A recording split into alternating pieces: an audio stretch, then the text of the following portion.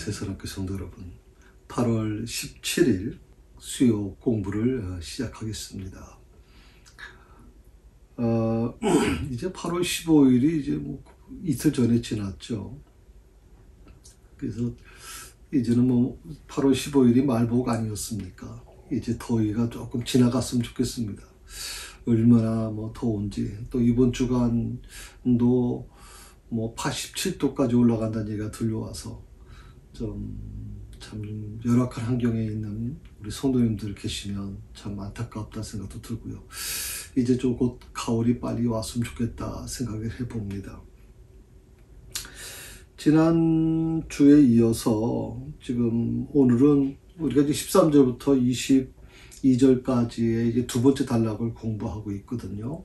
출애굽기서 13장 13절부터 우리가 공부했습니다. 22절까지. 근데 이제 13절에서 15절까지 우리가 지난번 공부했고요. 오늘은 16절, 17절 공부 이제 해나갈 겁니다. 그래서 오늘 16절에 있는 말씀을 먼저 여러분과 같이 나누고자 합니다. 한번 여러분 성경을 찾아보시고요. 출애굽기 3장 16절 한번 찾아서 같이 읽도록 하겠습니다. 너는 가서 이스라엘 장로들을 모으고 그들에게 이르기를 여호와 너희 조상의 하나님 곧 아브라함과 이삭과 야곱의 하나님이 내게 나타나 이르시되 내가 너희를 돌보아 너희가 애굽에서 당한 일을 확실히 보았노라. 아멘. 여기 16절에 보게 되면 하나님께서 모세에게 지시를 내립니다. 너는 가서 누구한테 가라는 겁니까? 이스라엘 백성들, 억압받고 있는 이스라엘 백성들, 애굽에서 노예 생활하고 있는 이스라엘 백성들에게 가라는 거죠. 근데 가는데 뭐라고 나옵니까? 이스라엘 장로들을 모으라 이렇게 얘기합니다. 모세가 특히 하나님의 직접적인 계획 지도를 받고 또 하나님의 지시를 받아서 이제 이스라엘 백성들을 구원하러 오는 거면 또 모세의 나이가 지금 80입니다. 80이면 젊은 나이가 아니죠. 보통 아무리 그때 당시에는 우리 나이 개념하고 조금 다르다 그래도 조금 그게 연장자라고 얘기하면 됩니다. 거기다 또 40년 동안 애굽 왕궁에서 왕자로서 아주 최고의 학문을 공부했던 사람이고요. 그런 이 모세에게 하나님께서 뭐라고 하냐면 너는 가서 이스라엘 백성들을 만나기 전에 이스라엘의 누굴 먼저 만나라고 그랬어요? 장로들을 만나라는 거거든요. 장로들을 모으라고 하는 거예요. 그리고 그들에게 이렇게 말하라 이렇게 얘기하는데, 그래서 그 장로들이라고 하는 이 표현을 물론 우리 성도들도 다 알죠. 왜 우리 교회도 지금 장로님이 두 분이나 계시기 때문에 우리가 얼마 전에 이제 장로 선거도 하지 않았습니까? 그리고 또 장로 임직도 하게 됐었는데, 그 장로라고 하는 이 장로라는 직이 대체 어떤 직인지, 왜 하나님께서는 모세에게 이스라엘 백성들을 직접 만나라고 말씀하지 않으시고 이스라엘 백성들을 만나기 전에 장로들을 만나라고 말씀하셨을까? 그래서 이스라엘의 그 장로들에 대해서 조금 더 여러분과 같이 나누고자 합니다. 장로라고 하는 것은요, 그 원어의 뜻에 보게 되면 나이 먹다라고 하는 뜻이 있어요. 나이를 먹는다는 것은 다시 말하면 장로라고 하는 단어의 의미는 연장자라는 뜻이에요. 그래서 문자적으로는 노인을 가리키는 거죠. 근데 여기서 이제 말하는 건 단순히 나이가 많은 자라는 뜻만을 얘기하는 게 아니죠. 그러니까 이스라엘의 장로들이라고 하는 것은 굉장한 어떤 역할을 하고 있는데, 중요한 역할을 하고 있죠. 이스라엘 백성들에게 있어서. 근데 이 장로들은 단순히 나이 많은 사람만, 나이 많다는 뜻만 의미하는 게 아니에요. 나이 많다는 많은 사람을 무조건 장로라고 부르면, 그러면 지수가 잡히질 않잖아요. 그러니까 이 장로는 단순히 나이가 많은 자라는 뜻만이 아니라, 몇 가지 의미가 있습니다. 그게 뭐냐면, 각 혈연 집단에 그 혈연 집단이라고 하는 거면 이제 가문, 쉽게 말하면 표현하면 이제 가문이라고 표현하면 돼요. 한 가문의 어른으로 추앙을 받는 자, 그렇게 얘기합니다. 가문의 어른으로 추앙을 받는 거. 요즘에는 뭐 우리는 그런 게 별로 없죠. 근데 이제 제가 어릴 때만 해도 또 특히 조선 시대나 뭐 이런 때 보면 뭐 안동이나 뭐 이런 어떤 전라도 지역도 마찬가지지만 굉장히 권위가 있죠. 한 어떤 혈연 집단이라 그렇게 얘기하나요? 한 마을 자체가 다 혈연 집단 아니에요? 김씨집은 김씨 집안들이 모여서 있는 곳. 옆집에는 뭐 외삼촌이 살고 뭐 앞집에는 또 뭐 작은 아버지가 살고 뭐 이렇게 서로 혈연으로 연결돼 있잖아요. 거기서 이제 가장 가문의 어른이 굉장히 존경을 받죠. 굉장히 존경을 받고 있는데 이제 그럴 때 우리가 보통 장로라는 말을 쓴단 말이죠. 장로, 나이도 많고 그리고 굉장히 어른으로서 추앙받는 사람. 근데 여기서 출애굽기 6장 14절에서 14절 25절에 보게 되면 이 장로를 이렇게 표현했어요. 제덕을 겸비한 자다. 제덕을 겸비한 자다. 이렇게 얘기해서 제덕. 이 제덕이라고 하는 표현을 좀 어떻게 설명하면 좋을까요? 제덕. 여기 덕이 있는 사람. 보통 그렇게 얘기도 하죠. 덕이 있는 사람. 그리고 사회적으로 어느 정도 위치에 있는 사람을 얘기할 때 제덕을 겸비했다. 이렇게 얘기합니다.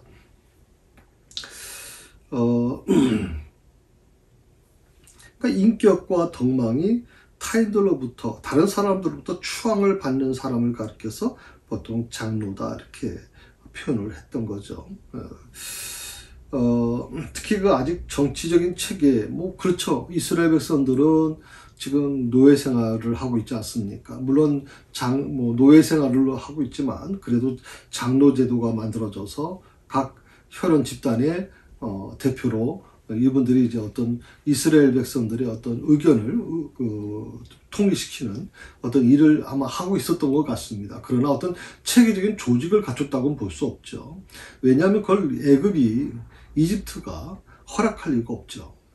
그래서 내부적으로만 아마 그렇게 이루어졌을 거라고 생각을 합니다. 그래서 어떤 정치적인 체계나 행정 체계를 갖추진 못했을 거다. 단순히 어떤 어른으로 존경받고 그분들이 의견을 모으는 역할만 아마 했지 않겠나 생각을 해보거든요. 그러니까 언로 역할을 했다. 이렇게 어느 책에 보니까 그렇게 나왔어요. 혈연 집단 간의 언로 역할을 담당했다. 언로. 그러니까 무슨 어떤 의견이나 어떤 그런 부분들, 아마 애굽 같은 경우에는 아마 마찬가지로 애굽의 그 지도층이나 이런 사람들이 어떤 지시를 내릴 때 바로 이 장로들을 통해서 지시를 내리지 않았겠나 그런 생각을 하게 됩니다. 그래서 또 하나는 뭐냐면 이 장로들은 이스라엘 민족에게 있어서 민족적 연대의 구심점 역할을 했을 것이다. 구심점 역할, 연대하는 구심점 역할을 했을 것이다. 이스라엘 백성들은 우리가 잘 아는 것처럼 이제 12부족이 있지 않습니까? 12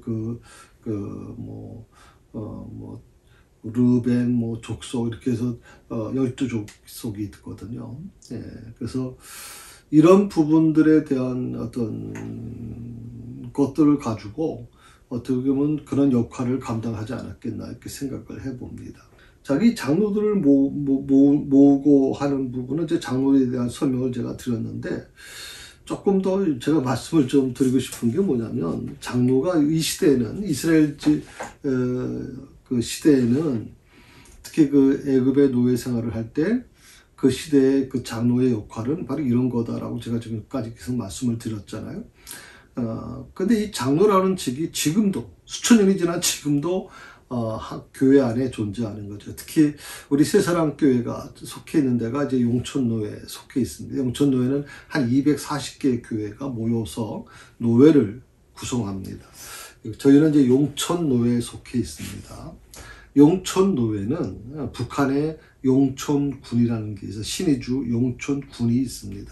원래는 이제 그 도시에마다 원래 그 노회가 있었는데 특별하게 이 용천군은 군의 노회가 설립됐습니다. 그만큼 용천군은요, 신의주, 여러분 지도를 보시게 되면 이렇게 쫙 이렇게 뭐라 그럴까요? 그 우리나라 지도가 전체 나오지 않습니까? 저 북한 땅에서 앞이 이렇게 입술 모양으로 크게 나온 데가 있죠.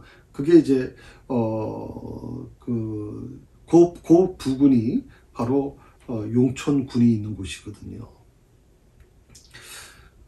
이 용천군은 그 용천군 군민의 그 정확한 데이터는 모르겠습니다만 그때 일제시대에 약 한 80% 가까이, 70에서 80% 가까이가 기독교인이었다 이렇게 얘기를 해요. 군민의 80% 이상이.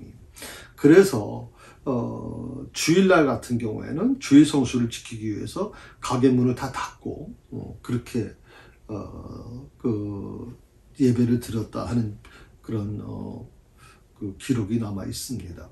그러니까 용천군은 군 안에 노회가 선성이 됐어요. 용천노회라는.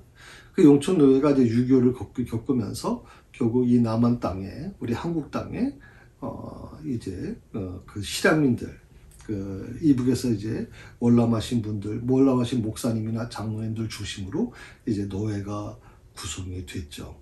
그게 바로 용천노회입니다. 그런 그 용천노회는 이제 이북노회잖아요. 전국에서 이북노회는 한 지역이 없지 않습니까?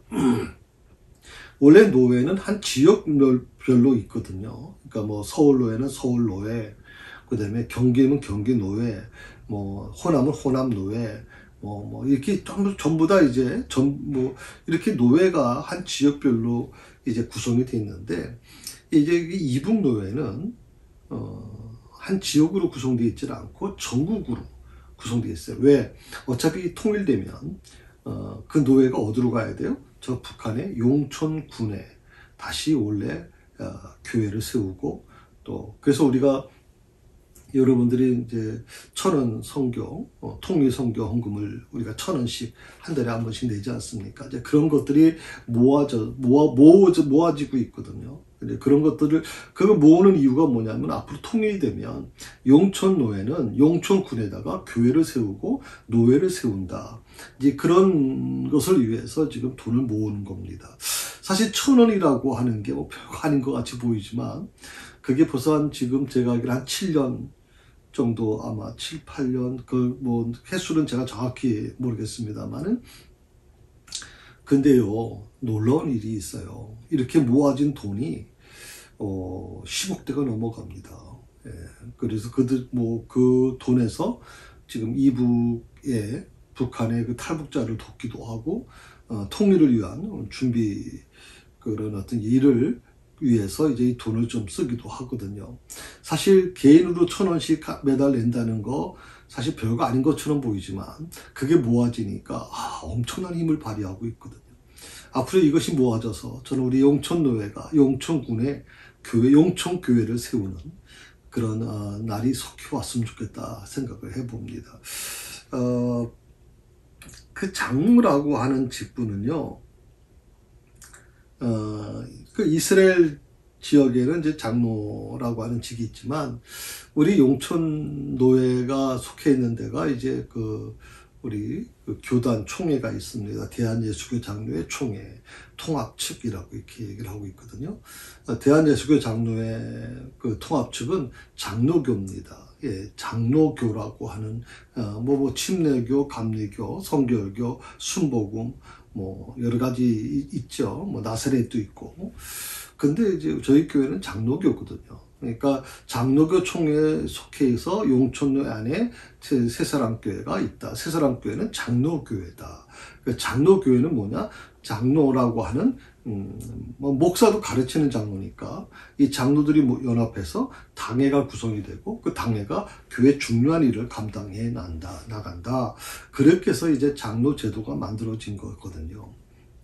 근데 우리 성도들은 장로라고 하는 것이 직이 어떤 직인지 잘 몰라요.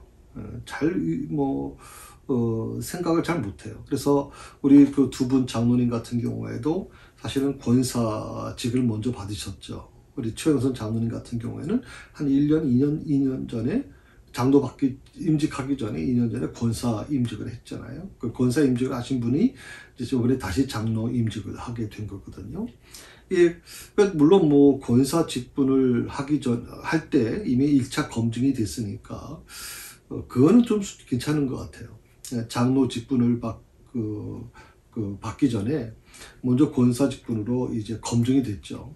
또 권사로서 어떤 교인들과의 그 교감이나 또 여러 가지 그런 어떤 관계 형성이 됐기 때문에 장로 직분이 된다고 해서 뭐 크게 문제가 되는 건 아니라고 생각을 해요. 물론 교회라는 데가 무슨 사회처럼 세상 뭐 사회의 어떤 공기관처럼 뭐 뒷조사를 하고 이러지 못하잖아요.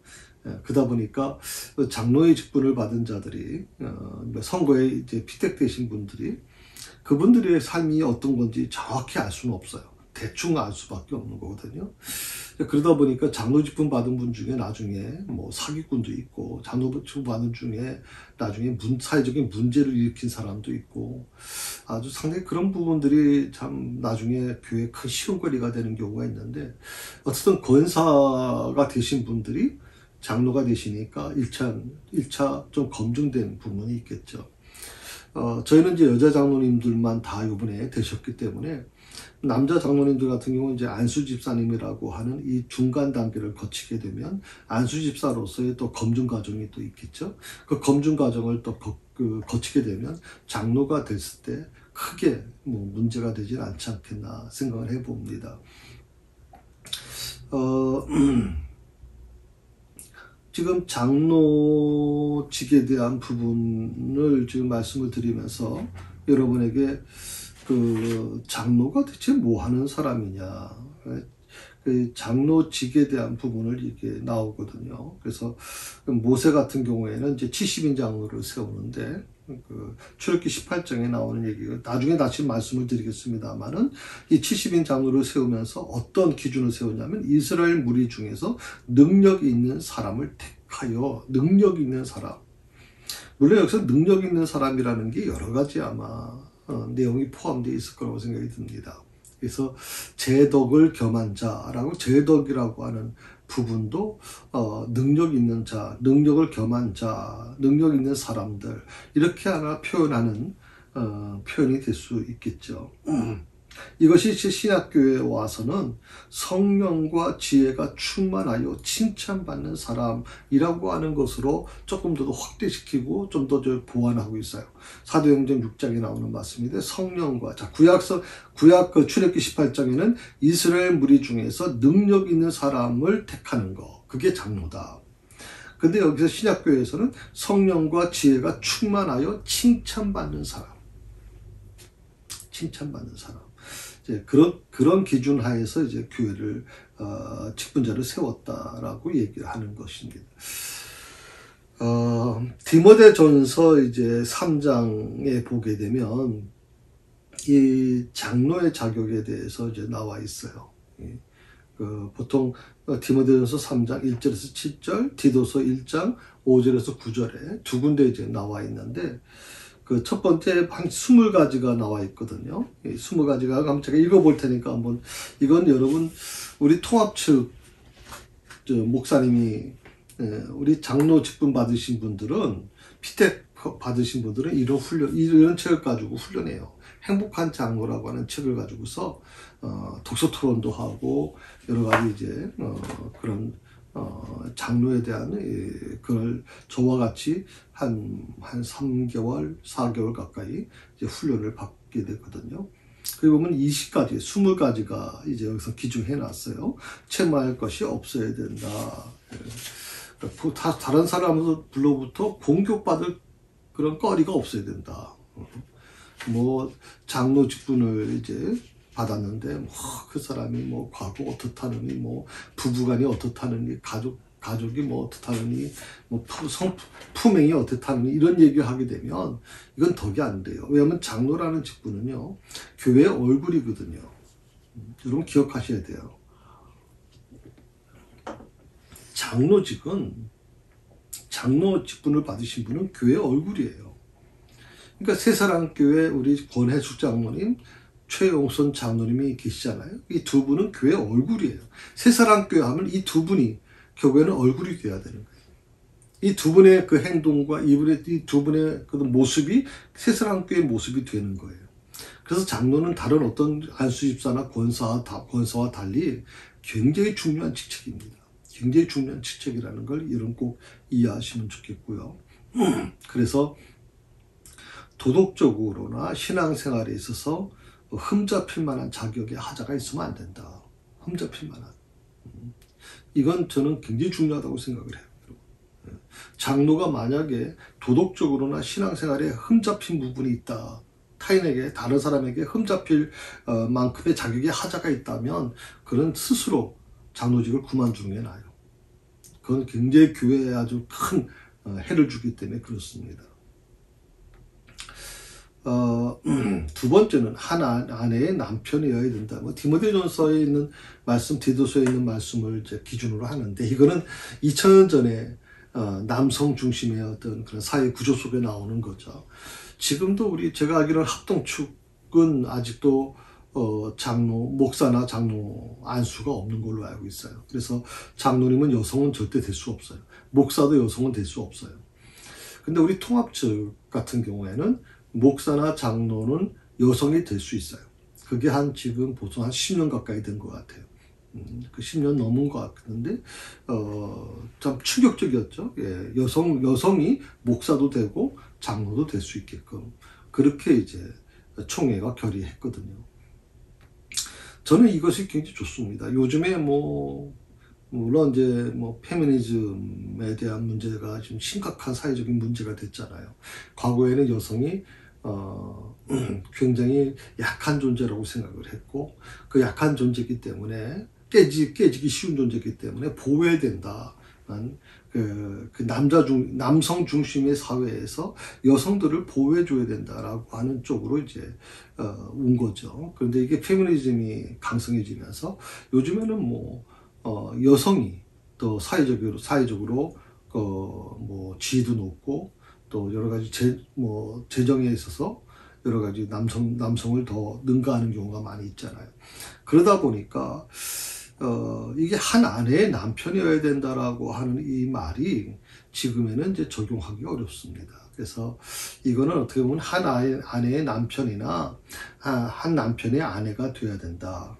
그렇게 표현을 해야 되겠죠. 예. 우리 장로님 두 분은 또 남편이 계시니까 그렇게 설명을 해야 되겠죠. 세 번째로 절제를 알아야 된다 이렇게 얘기했거든요. 절제. 성령의 열매 중에 가장 중요한 부분을 얘기하고 있죠. 성령의 열매 중에 하나가 절제입니다. 예, 사랑과 희락과 화평과 온유와 쭉 나오다가 절제가 나오거든요. 절제. 근데 우리 신앙생활에 있어서 가장 어떻게 보면 힘든 게 뭐냐면 이 절제예요. 예. 어떤 분들은 너무 사랑이 넘쳐서 정말 뭐든지 다 퍼주고 뭐든지 나눠주고 주는 분이 있고요. 어떤 분들은 정말 모든 사람이 저렇게 해도 되나 할 정도로 정말 교회 모든 집회든 교회 모든 행사에 참여하고 또 더 나아가서 정말 최선을 다하려고 하는 모습은 참 좋은 것 같아요. 좋죠. 목사 입장에서 그런 분들이 여러 분 계시면 얼마나 좋겠습니까? 그러나 절제가 안 되면요, 반드시 이건 문제가 일어나요. 절제가 안 되면. 이 절제는요, 저는 성령의 열매, 왜 성령의 열매에 거의 포함시켰겠어요? 성령의 9가지 열매에 왜 절제가 들어있겠어요? 그것은 사탄의 그런 어떤 사탄이 침범해 올 수 있는 그 통로를 막는 것이 뭐냐면 바로 절제라는 거예요. 여러분이 교회를 위해서 봉사를 하고 아무리 충성을 잘해도 그게 절제가 되지 않으면요, 그것이 오히려 더 사탄의 어떤 올무가 될 경우가 많이 있어요. 그래서 이런 부분들을 여러분 염두에 두시고, 항상 지난주에도 제가 말씀을 드렸지만 욕망이라고 하는 게 굉장히 무서운 거죠. 사탄은 그 욕망을 통해서 우리를 휘두르기 시작합니다. 시험의 통로를 만들어내게 되는 거죠. 그 통로를 통해 들어온단 말이에요, 우리 안에. 그러니까 욕망, 욕심, 탐욕 이런 단어들을 우리 속에서 어떻게 끌어낼 것인가, 어떻게 잘라낼 것인가, 이건 굉장히 저는 중요한 부분이라고 생각을 해요. 그래서 여러분이 뭐 신앙생활 하면서 다른 것보다 더 중요한 건 바로 이 탐욕과 내 안에 있는 욕망과 욕심 덩어리를 빨리 끌어내셔야 돼요. 그래서 다 내려놓으시고 그 안에 오직 하나님의 은혜만을 다 담으려고 하는 그 부분이 굉장히 중요하다 이렇게 생각을 해봅니다. 네 번째로 신중하여야 된다. 신중해야 된다. 다섯 번째로 단정해야 된다. 단정하다는 것은 뭐 도가 지나치지 않고 점잖게 정중하게 행동하는 것을 가리키는 것을 얘기하죠. 여섯 번째, 나그네를 대접하는 자여야 된다. 저는 장로님들이 인색하면 안 된다고 생각합니다. 장로님들은 어려운 사람을 보면 국률한 마음을 가져야 됩니다. 여러분 이슬람을 믿는 사람들을 보십시오. 전혀 모르는 사람이 지나가도 그 사람에게 식사 한 끼를, 자기 집에 들어온 사람은 식사 한 끼를 대접하는 걸 기쁘게 생각합니다. 그것은 그게 뭡니까?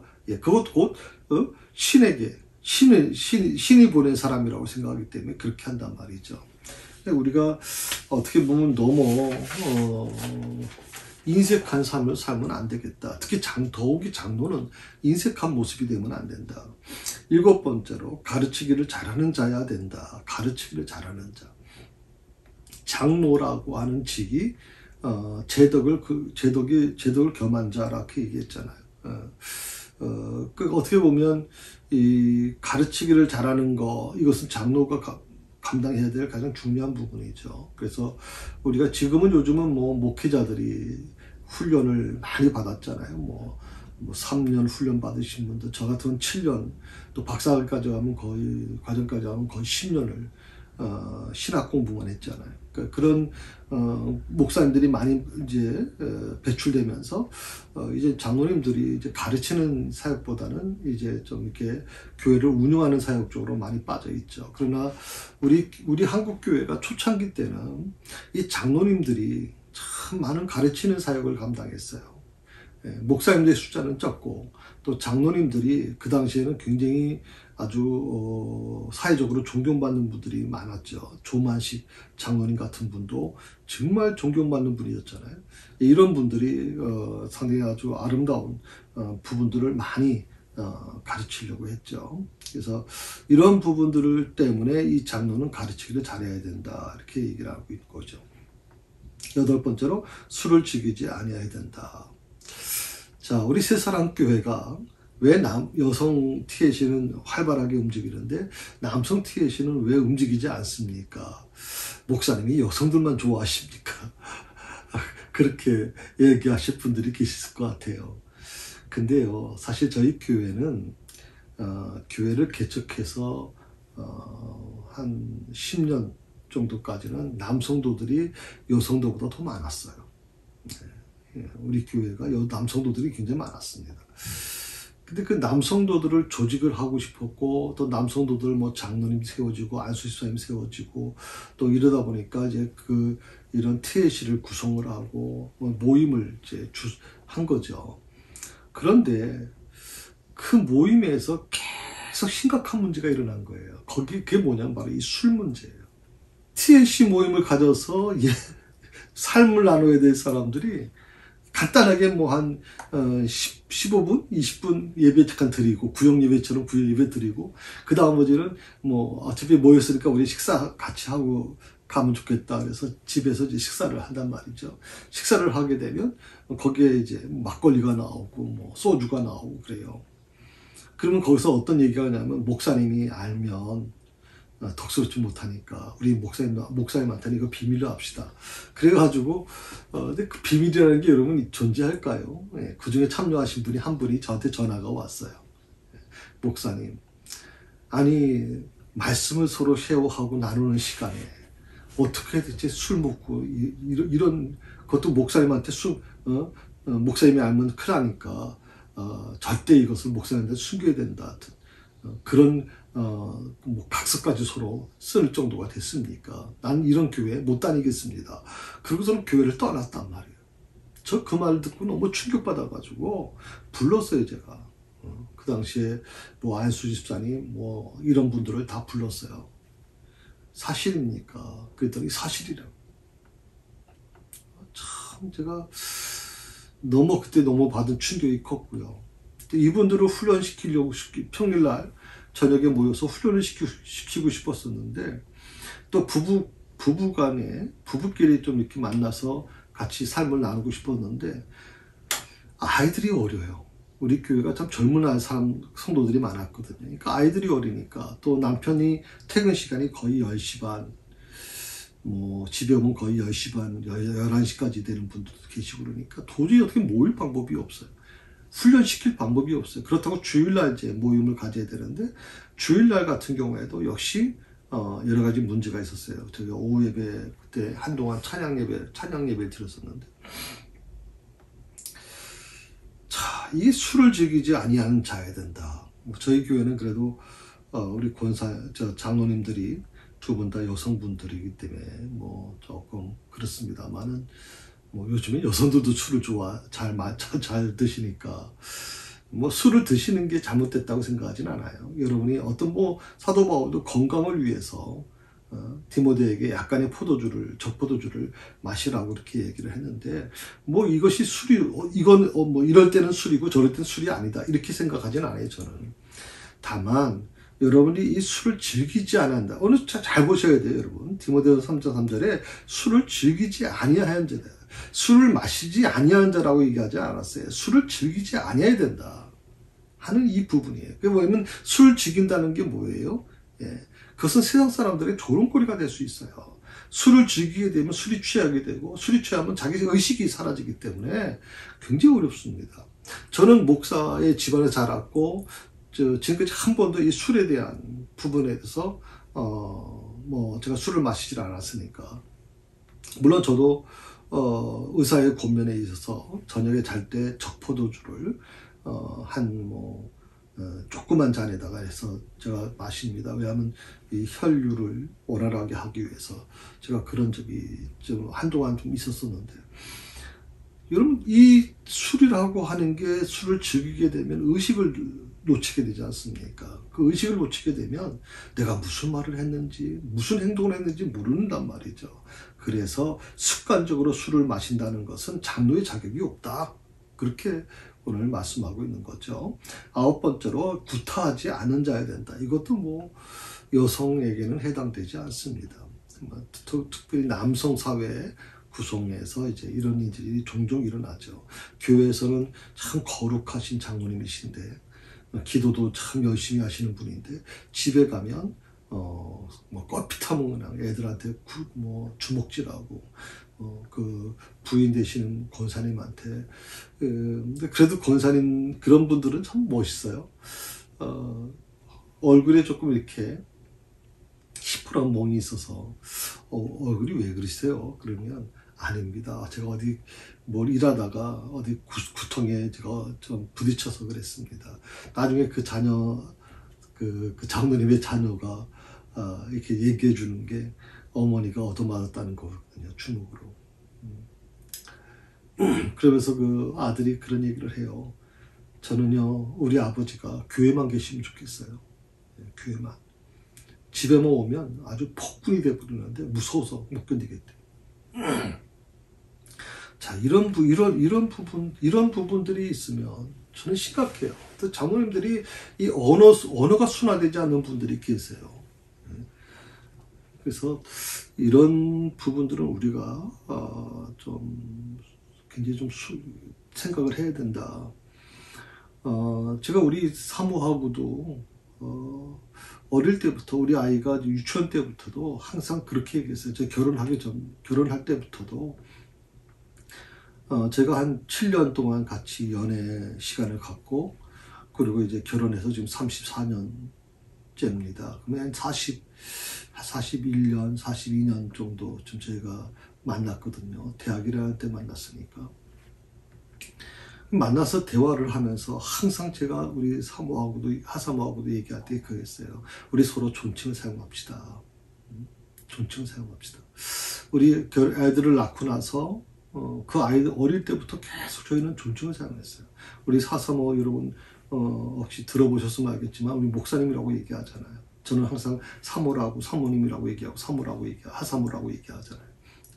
애들 앞에서도 항상 존칭을 사용합니다. 이렇게 해주시겠어요? 여보 이거 해주시겠어요? 아이들은 어릴 때부터 그걸 훈련받죠. 교육받습니다. 보고 자랍니다. 그 아이들도 역시 자녀들 앞에서 그렇게 행동할 거라고 저는 생각하거든요. 10번째, 관용하는 자가 되어야 된다. 관용하는 자. 관용하는다고 하는 말은 좀 호의적이다, 동정심이 많다, 다정하다 이렇게 여러 가지 뜻이 있는데 가급적이면 다른 사람을 위로하는 자가 되어야 된다. 다른 사람을 아프게 하는 자가 되면 안 된다. 이게 장로의 역할이에요. 장로님이 항상 저희 교회가 너무 마음이 아픈 건 뭐냐면 참 어린아이처럼 착하신 분들이 있었어요. 우리 교회가 남자분들인데도 정말 착한 분들이 있었어요. 젊고 착한 분들. 근데 이분들이 모양실 들어와서 한참 울다가 나간단 말이에요. 울면서 교회를 떠나겠다고 얘기를 해요. 왜 그렇습니까? 그랬더니 목사님 저 못 견디겠어요 도저히. 저 사회에서도 때로는 무시당할 때 막 힘들거든요. 근데 교회에서까지도 아니 장로가 뭔데 대체 이래라 저래라 하고 나 사람 완전히 아주 무시하고 언제 그랬다고 제가 요즘에 교회 안에서 서로 존중해줘야 될 우리들이 왜 그렇게 반말하고 막 지시 형태고 그러는지 모르겠다. 여러분 항상 이 장로는 관용이 있어야 돼요. 관용. 자기가 손해보더라도 상대방을 좀 배려해주는 그런 삶을 살아야 돼요. 여러 문제에 다투지 않는 자여야 된다. 디모데후서 2장에 보게 되면 주의 종은 마땅히 다투지 아니하고 마땅히 다투지 않는다. 예. 그러니까 화해, 피스메이커가 되어야 된다는 거예요. 장로는 피스메이커가 되어야 돼요. 그분이 예를 들어서 성가대 안에서 차연대 안에서 여러 가지 갈등이 좀 있어요. 그러면 그 장로님이 들어가셔서 그분이 얘기하시면 그 갈등이 일었다는 게 다 해소되는 거. 교육부의 교사들 간에 여러 가지 갈등이 있어요. 이 장로님이 들어가셔서 그것을 갈등을 하나의 어떤 원활하게 서로 위로해주는, 서로 윙잉하는 쪽으로 해서 만들어주는 거. 이게 굉장히 중요하다고 생각을 하거든요. 그래서 요한3서 1장에 보게 되면 디오드레베라고 하는 사람이 있어요. 근데 이분이 장로님이라고 생각을 하는데 이분이 뭐냐면 으뜸이 되고자 다투기를 즐겼다라고 얘기를 해요. 사도 바울이 아주 사도 요한이죠. 요한이 굉장히 아주 지적을 하거든요. 이 디오드레베에 대해서. 으뜸이 되고자 다투기를 즐기는 사람. 이건 장로직의 기준이 안 되는 사람이라고 봐야지. 12번째, 돈을 사랑하지 아니하여야 된다. 장로가 돈이 있는 게 잘못됐다고 생각하지 않아요. 그러나 그 돈을 어떻게 쓰느냐가 중요하다고 생각해요. 장로님이 너무 돈이 인색하게 되면 주변에 사람들이 모이질 않죠. 또 장로님이 너무 돈을 헤프게 쓰고 너무 돈을 자랑하게 되면 사람들이 그 곁을 떠나게 됩니다. 그래서 항상 이 부분을 염두에 두고 우리가 해야 한다. 디모데후서 6장에 돈을 사랑함이 일만 악의 뿌리가 된다라고 얘기했거든요. 이것은 우리가 좀 깊이 생각해 볼 필요가 있어요. 13번째, 자기 집을 잘 다스려 자녀들로 하여금 복종하게 하는 자여야 된다. 제가 지금까지 바로 전에 말씀드렸던 부분이 있죠. 14번째, 새로 입교한 자가 아니어야 된다. 교회를 알아야 된다는 거죠. 교회를 알아야만 돼요. 교회를 모르는 사람이 들어와서 한순간 열심히 일을 해서 헌금도 많이 하고 사회적인 지위도 있고 이래가지고 갑작스럽게 장로가 되면 그 교회는 굉장히 위험한 수가 있어요. 교회 장로는 영적으로 성숙돼야 신앙생활을 제대로 만들어갈 수 있다 생각해요. 15번째, 외인에게도 선한 증거를 얻는 자야 된다. 그러니까 세상 사람들로부터 주변의 사람들로부터 교회 밖의 불신자를 얘기하는 거죠. 외인이라면. 그런 사람들이 저 뭐 새사랑교회 권장로님, 새사랑교회 저 최장로님, 저분들은 정말 괜찮은 분들이에요. 저분들은 정말 믿을 만한 분들이에요. 이렇게 얘기를 들어야 된단 말이에요. 그래야 전도의 문이 열려요. 근데 이 전도의 문을 막아버리는 거예요. 저런 사람이 무슨 장로가 됐어. 뭐, 저 사람 새사랑교회 장로님? 저분 내가 뻔히 아는데, 지금. 이렇게 되면 전도문은 다 막혀버리는 겁니다. 16번째, 제 고집대로 하지 아니하는 자야 된다. 제 고집. 장로교회는요, 여러분, 이 민주주의가 어디서 나왔다고 생각해요? 민주주의. 그러니까 이 민주주의는 기독교에서 나왔거든요. 이 장로교회는요, 장로제도예요. 다시 말하면 한 사람의 결정, 목사 혼자 끌고 나가는 교회가 아니라 여러 사람들이 같은 의견을 모으고 그 서로 윈윈하면서 서로 협력하면서 가는 것이 장로교회예요. 그러니까 제 고집을 내세우면 안 돼요. 목사도 제 고집만 내세우면 안 돼요. 서로 윈윈해 줄 필요가 있다. 17번째, 급히 분내지 않은 자야 된다. 분을 내지 말아야 된다. 쉽게 흥분하지 않는다는 거죠. 분을 낸다는 것은 쉽게 흥분한다는 거예요. 흥분하지 않아요. 장로라면 적어도 흥분하지 말아야 돼요. 뭐 예를 들어서 들을 때 격한 또 뭐 자존심을 긁는 얘기를 할 수 있어요. 그렇지만 쉽게 분을 내지 말아야 된다. 이게 분노라고 하는 게 이런 표현을 했어요. 분노는 병마개가 없이 허용돼서 안 된다. 병마개가 없다는 게 뭐예요? 사이다 같은 경우에도 병마개가 있어서 그 사이다의 그 압력을 막아주잖아요. 그런데 딱 병마개에 따면 어떻게 해야 돼요? 그 밑에 안에 있던 그 거품이 쫙 올라오잖아요. 마치 이 분노도 마찬가지예요. 분노 조절이 안 되면 많은 사람이 상처받을 수밖에 없어요. 분노받죠. 그걸 바라보는 사람들이 얼마나 힘들겠어요. 성경에 보면 성령의 열매 중에 온유라는 그 은사가 있어요. 온유. 열매 중에 온유라는. 이 온유라고 하는, 온유하고 겸손해야 돼. 그게 하나님의 사람의 모습이거든요. 특히 더욱이 장로는요, 온유한 사람이어야 돼요. 정말 온유한 사람이어야 돼요. 예수님께서 자기를 비난하고 자기를 모략하고 자기를 막 조롱하는 사람들을 향해서 예수님께서 뭐라 그랬어요? 하나님 아버지시여, 저들은 저들의 하는 일이 뭘 잘못했는지 모릅니다. 저들을 용서해달라고 기도하잖아요. 이게 장로가 가져야 될 모습이다. 18번째는 더러운 이득을 탐하지 아니해야 된다. 더러운 이득. 제가 교회를 건축을 했잖아요. 23년 전에 건축을 하다 보니까 이 땅을 매입하는 거야 뭐 주공하고 주택공사하고 했으니까 문제가 없어요. 그런데 이제 건축을 하다 보니까 한 2억 한 5천 정도가 이제 투입됐는데 그 2억 5천이 투입될 때 보면 저는 그걸 몰랐어요. 제가 직접 직영을 해서 이제 건축을 하는 거니까 그분들은 담임 목사 교회를 몇 번 접었나 본데 담임 목사 같은 경우에는 이제 뭐 행정적인 부분이지 뭐 직접적으로 관여하는 분이 아니다 이렇게 생각을 했는지 딱 저한테 와서 이제 설명을 하면서 전기공사가 한 850, 한 1000만 원 정도 든대요. 그래요. 더 좋은 거로 뭐 몇십 년 써야 되니까 절대 약한 거 쓰지 말고 좋은 거를 쓰라. 그래서 견적을 내라 그랬더니 850인가 막 그때 견적을 냈어요. 23년 전이니까 그 적은 돈이 아닙니다. 850이. 근데 내가 너무 비싸다. 850까지 전혀 생각을 못했다. 그러니까 얼마 정도 생각하셨냐 그래서 제가 한 600 정도 생각을 했다 그랬더니 딱 그 영수증을 저한테 주더라고요. 목사님 600만 원만 주세요. 아니 이 청구서에는 850으로 나오지 않습니까? 250은 목사님 개인으로 목회활동비로 쓰십시오. 영수증에는 850으로 나갈 겁니다. 제가 그 얘기 듣고 나서 충격을 받았거든요. 영수증도 조작될 수 있구나. 영수증도. 그때 제가 받은 충격이 너무 컸어요.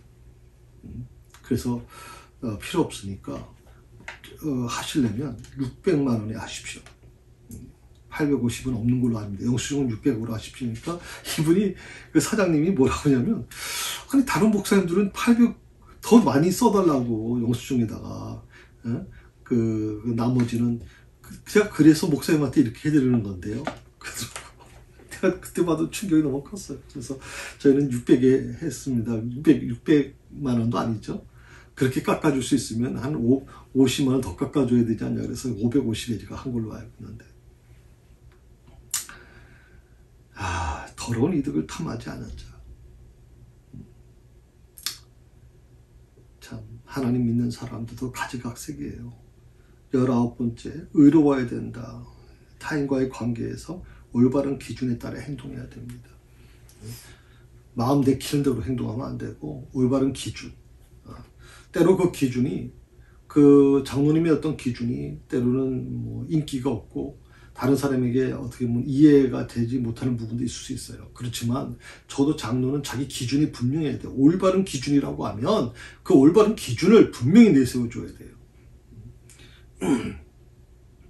특히 사람을 대할 때 모든 사람을 평등하게 대해야 된다. 마지막 20번째, 20번째입니다. 거룩한 자여야 된다. 디도서 1장에 나오는 말씀인데 거룩한 자, 하나님과의 관계에서 올바르다는 뜻이에요. 이 장로 정도 되면요, 누가 시켜서 새벽기도 나오면 안 돼요, 여러분. 장로 정도 되면 누가 시켜서 목사 눈치 보면서 하는 거 아니에요, 여러분. 장로 정도 되면 하나님과의 관계에서 올바른 삶을 사는 분이어야 돼요. 그걸 우린 거룩한 자라고 표현해요. 하나님 앞에서 하나님과의 관계에서 올바르다. 저는 그 백인모 목사 앞에서 백인모 목사를 잘해주는 것만을 저는 원치 않아요, 여러분. 정말 그분이 그 장로님이 하나님 앞에서 올바른 자가 되길 원해요. 저 지금 그걸 위해서 기도하고 있어요. 하나님 앞에서 올바른 자. 그러니까 장로는 하나님과의 관계에서 합당한 신앙생활을 해야 돼요. 그렇지 못하면 리더십을 발휘할 수가 없는 거예요. 그렇지 못한 장로님을 성도들이 의지할 수가 없는 거예요, 여러분. 절대 의지할 수가 없는 거예요. 그래서 오늘 이 20번째 20가지 장로의 직분에 있는 그런 자격에 대한 말씀을 제가 드렸습니다. 그래서 오늘 이 부분에 대해서 우리가 좀 깊이 묵상했으면 좋겠고요. 특별히 장로님들을 존경하셔야 됩니다. 여러분, 뭐 권사에서 장로가 된 지 얼마 안 되신 분들이니까 그냥 권사되어야지 한다, 장로님은. 근데 사실 장로의 직분은요, 행정적인 부분에서도 굉장히 이 교회를 대표하는 사람들이거든요. 저 역시 마찬가지로 장로님들에 대해서는 권사대학은 또 다른 예를 갖추려고 합니다. 우리 교인들도 우리 장로님들을 잘 같이 섬기고 갔으면 좋겠어요. 그래서 저희가 노회 기준은 총회의 어떤 우리 교단의 기준은 장로의 나이가 뭐 40 아마 기준으로 됐을 겁니다. 처음에는 35세라고 얘기도 하고 막 그랬었는데 제가 알기로는 조금 올라간 것 같은데 그렇지만 저희 교회는 50세를 고집합니다. 그 이유는 장로라고 아까도 말씀드렸지만 장로라고 하는 직이 교인들의 성도들로부터 존경받는 직이 되어야 되고 장로라는 직이 어른이라고 하는 뜻이거든요. 적어도 장로가 어른으로서의 역할을 감당하려면 50이 돼야 된다. 안수 집사님은 뭐 30대가 돼도 관계없습니다. 일하시는 분들이니까. 그러나 장로는 적어도 어른으로서 교인들의 어른으로서 대표자로서 나가려면 그 정도 나이는 되어야 된다. 그래서 제가 50이 지나신 분들에게 그렇게 지금 저희 교회는 하고 있습니다. 오늘 그 16절에 있는 말씀에 대해서만 지금 말씀을 드렸어요. 그래서 특히 그 행복한 장로라고 하는 책 우리 장로님들 피택되면 반드시 공부하는 책인데, 이 책의 내용 중에서 장로의 직분에 대해서 이제 자격에 대해서 말씀을 드렸습니다. 여러분도 이 말씀을 기억하셔서 항상 늘 장로님들을 존경하고 특히 두 분 장로님을 위해서 기도해 주셨으면 좋겠어요. 장로의 직분을 받은 자들은요, 정말 사탄의 그 공격이 강할 수밖에 없어요. 장로가 무너지면 교회도 흔들립니다. 목사가 무너지면 그건 더 할 말이 없고, 장로의 직분이 무너져, 장로 직분을 받으신 분이 문제가 되면, 아까도 말씀드렸지만 교회 대표거든요. 교회 얼굴이에요. 그 교회 얼굴인 이 두 장로님이 만약에 세상 사람들의 조롱거리가 되면, 그때부터는 세상 교회는 전도 임무는 다 맡겼다고 봐야 돼요. 그만큼 굉장히 중요한 부분이에요. 제가 그동안 이제 항전지, 권사님들, 안수집사님들에 대해서 때로는 좀 훈계하듯이 설교도 하고 그랬습니다만은, 참 우리 교회 지금은 권사님, 안수집사님들 정말 잘하지 않습니까? 정말 잘하시죠. 그렇지만 제가 누누이 말씀을 드리는 게, 그런 교회를 대표하는 얼굴 같은 분들이 말 한마디 잘못하고 또 세상 사람들에게, 이 지역 사람들에게 조롱거리가 되면 새사랑교회 전도의 문이 막히게 돼요. 그래서 항상 이 지도자에 있는 위치에 있는 분들은 항상 겸손하고 항상 주를 위한 삶을 살겠다, 그런 결단하는 그런 삶이 되어야 될 거라고 생각합니다. 예, 오늘은 여기까지 하겠습니다. 좀 날씨가 또 이제 또 폭우가 이제 오고 있죠. 지금 이 녹화를 지금 제가 광복절에 하고 있습니다. 그런데 오늘 저녁부터 또 비가 또 올 거라고 얘기를 하는데, 오늘 새벽 기도에 이제 비가 안 와서 이렇게 좀 이렇게 걷다 보니까, 제 아내와 이제 사모와 걷다 보니까 하늘에 이 구름이 지나가는데, 무섭게 지나갑니다. 시커먼 어떤 얼마나 비를 머금고 있으면 저런 구름이 지나가나 할 정도로 하늘 전체가 막 시커멓지 않았습니까? 오늘 저녁에도 여러분들 항상 조심하시고, 저는 우리 청왕리 사는 것이 너무 좋습니다. 청왕리가 높은 지대에 있었기 때문에 그렇기도 하지만, 그래서 청왕리는 물 난리가 없었습니다. 23도가 한 번도 없었으니까 그런 부분에 대해서 제가 다른 지역과 비교하고 싶지는 않습니다만은, 다만 이번 비가 만만치 않다는 얘기가 들려오니까 여러분들 늘 조심하시고 늘 승리한 삶을 살 수 있기를 바랍니다. 기도하십시다. 하나님 아버지, 감사합니다.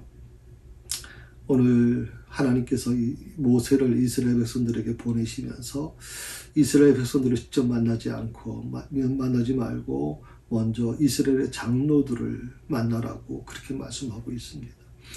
이스라엘의 장로들, 그들은 이스라엘 사람들로부터 존경받는 사람들이고, 그들의 의견을 통합할 수 있는 사람들이고, 또 정말 하나님께서 인정하는 사람들이었습니다. 모세가 이 장로들과 함께 결국 이 애굽의 탈출은, 출애굽은 모세 혼자 한 게 아닙니다. 이 장로들, 이스라엘의 장로들과 함께 같이 머리 맞대고 하나님의 뜻을 이루어갔기 때문에 가능했을 거라고 믿습니다. 우리 교회도 장로님들을 두 분을 세우셨습니다. 하나님, 이분들을 하나님 붙잡아 주시고, 이분들을 하나님의 권능으로 하나님 인도해 주옵소서.